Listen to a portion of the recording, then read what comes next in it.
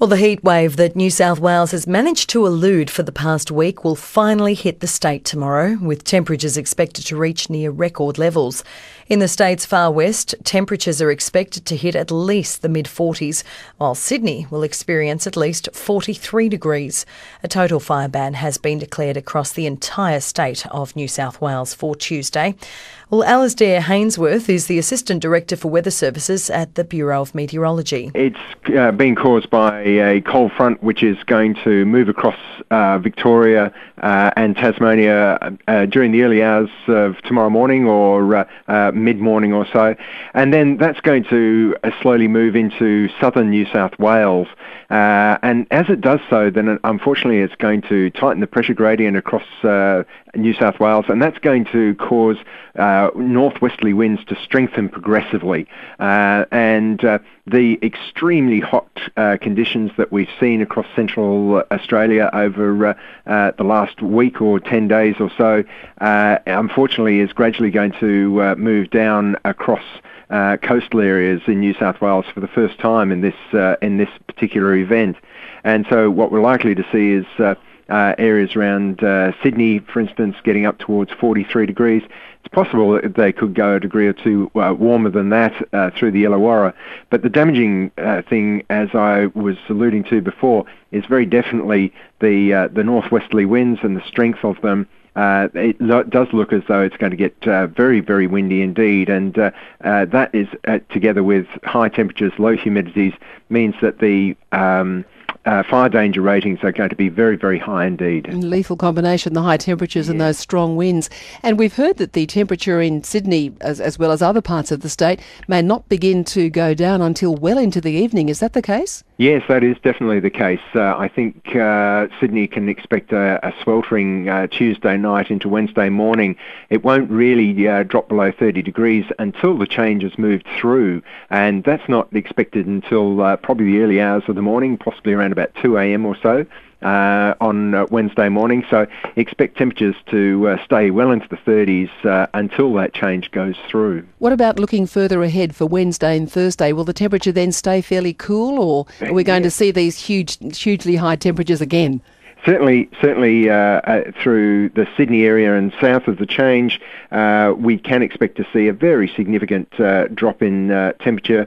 Down to 25 degrees on Wednesday in Sydney City. West of the ranges, this change never really pushes all the way through, and so yes, alas, we're likely to see the hot air persisting over Western New South Wales, South Australia, and Central Australia in general. And so unfortunately every time we see a cold front approach from the southwest of the continent into the area around Victoria, Tasmania, southern South Australia, we'll see the winds turn more northerly, and that drags this really hot air down across southeastern Australia and across the populated areas, and so unfortunately we are likely to see these episodes continuing for a while until we can cool the air over Central Australia. So I would assume that Canberra and the ACT will experience heatwave conditions tomorrow as well? Indeed. We're looking at 38 degrees in Canberra for tomorrow, and then a bit of a drop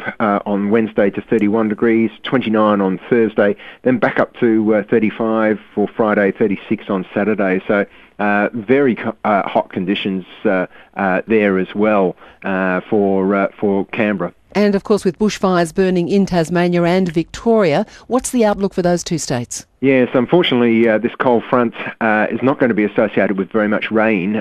It is going to cool things down, but the damaging things for a fire that's going is the wind. And unfortunately, it appears as though the winds will become quite strong in the wake of this cold front. And so that is not good news for any fires that are actually burning at the present time. So I think they're likely to become extremely hard to contain and fight. And finally, just while I have you and showing what a land of contrast we are, there's a cyclone, I understand, brewing in the Timor Sea. What's the outlook for that cyclone? Yes, at the moment it's a low. It's located just to the south and southwest of Timor.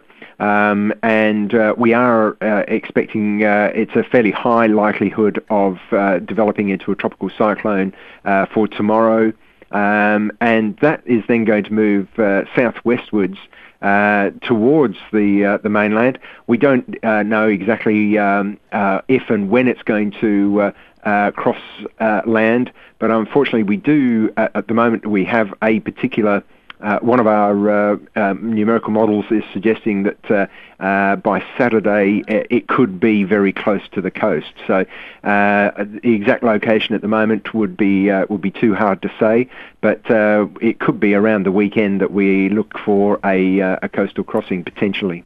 That's Alasdair Hainsworth, the Assistant Director for Weather Services at the Australian Bureau of Meteorology. He was speaking there to ABC News Radio's Sandy Aloisi. Well, large parts of China are suffering through their coldest weather in 3 decades, with local media reporting that hundreds of ships are even stranded in frozen offshore waters. The BBC was joined by Adam Minter, an American writer who's currently in Shanghai. It's 2 degrees Celsius here, so that's pretty normal for this time of year. What's unusual about the 2 degrees right now is that this has been going on, at least in Shanghai, for over a week. And that's really what's notable about this current cold snap in China. Some of these temperatures are quite low and they're record low, but what's causing the real problems is they're lasting much longer than cold temperatures usually last in China. And that's why you're seeing photos of, frozen rivers. The photos that you're referring to were taken in Liaozhou Bay, which is up where the Yellow River meets the sea. That usually doesn't freeze, and that's why you have, by some estimates, more than 1,000 ships locked into the coastal ice up there. It's a real mess. And there's a tourist waterfall as well, which now no longer is a waterfall, I gather. Right, exactly. I mean, you have this phenomenon occurring all over northern China where you're actually getting the freezing temperatures, but it's also affecting southern China where the temperatures are closer to zero. As I said, in Shanghai, we have 2 degrees. But even if you go down to very southern parts of China, which occasionally get low temperatures, what you're getting are these long-term low temperatures, which are causing snow where you rarely get snow at all. And maybe you'll be getting, like we've had in Shanghai, 3 or 4 nights of snow this week, where maybe we only get 1 night of snow per year. And that has a real effect, if only on traffic, because the drivers here are simply not accustomed to freezing conditions on the roads. The other major impact in southern China is that most of the buildings are not insulated or heated. China has a very curious law dating back decades that says any government building located south of the Yangtze River, and Shanghai's located on the Yangtze River, cannot have central heating or insulation. Well, that's all fine and good if you have some cold temperatures for a few days, but if you have the cold spell we have right now, that causes real misery, and it's also causing serious draws on the electrical supply. And that was Adam Minter, who's an American writer in Shanghai, speaking to the BBC's Lawrence Pollard about the record cold temperatures.